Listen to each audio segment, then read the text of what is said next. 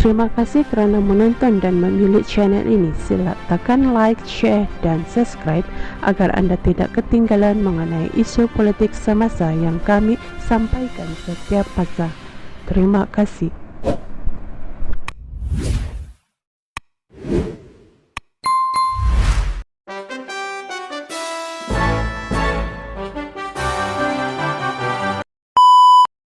Assalamualaikum. Selamat pagi dan salam sejahtera.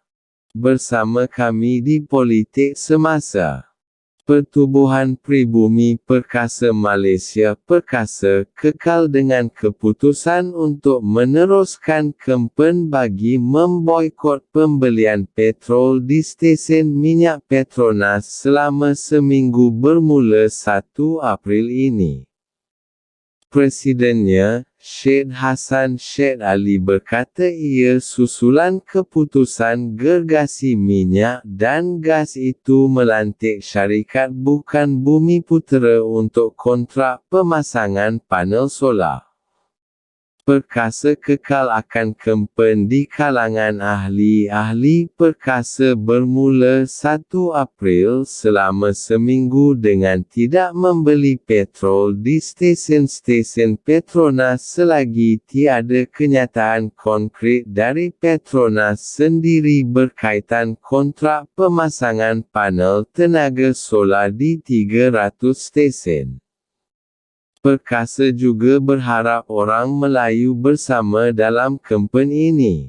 Isi petrol di lain-lain stesen yang dipunyai oleh Bumiputera, katanya kepada Politik Semasa.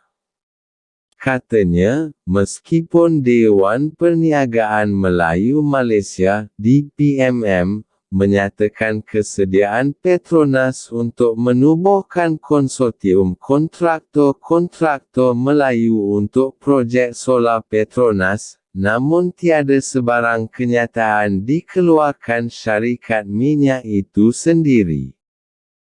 Kemarin DPMM memaklumkan cabang tenaga hijau Petronas, Gentari Sendirian Berhad menyatakan persetujuan dengan saranan untuk mewujudkan konsortium dianggotai pemain industri solar yang berkelayakan untuk diberi kontrak pada masa hadapan.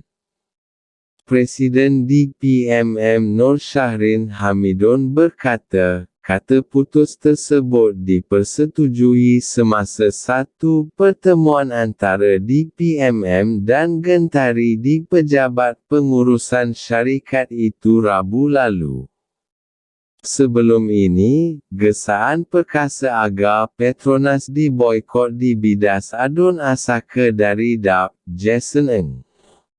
Eng berkata Solar West Energy Sendirian Berhad menerima kontrak itu ialah syarikat tersenarai di Bursa Saham dan terbukti pakar dalam sektor tenaga boleh diperbaharui.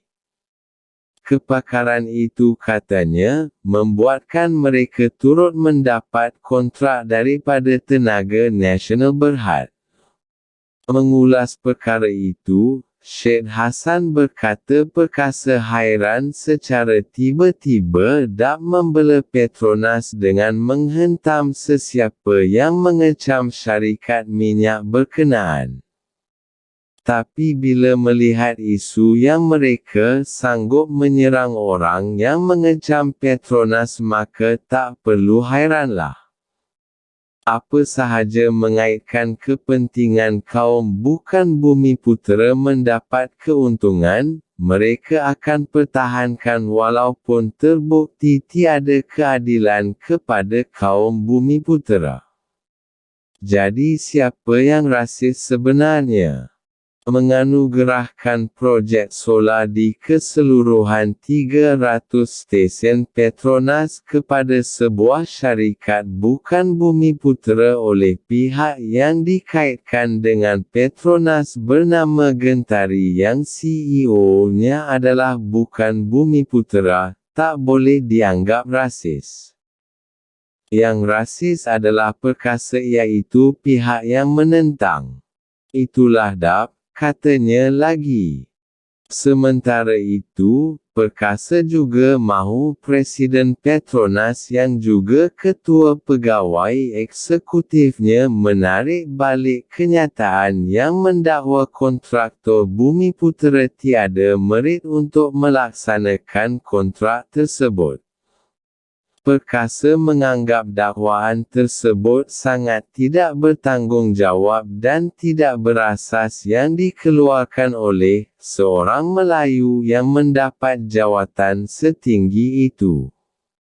Ya, memang benar kontraktor Bumiputera tidak akan dapat menandingi harga jika masuk tender sebab rangkaian kedai bahan binaan dan alat-alatan panel solar itu pun dikuasai oleh bukan Bumiputera.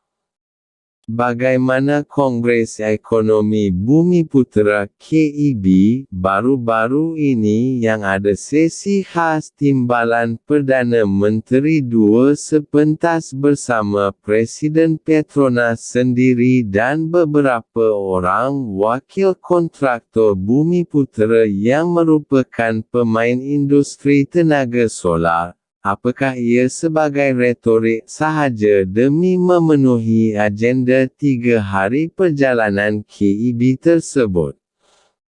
Apa yang diputuskan dalam sesi dalam KEB tersebut? Ada sentuh isu merit, isu harga.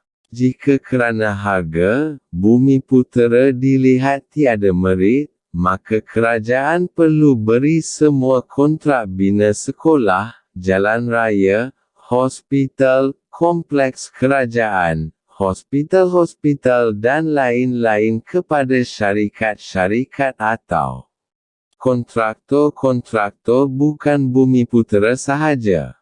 Tak perlu jemput kontraktor Bumiputera masuk tender, katanya lagi.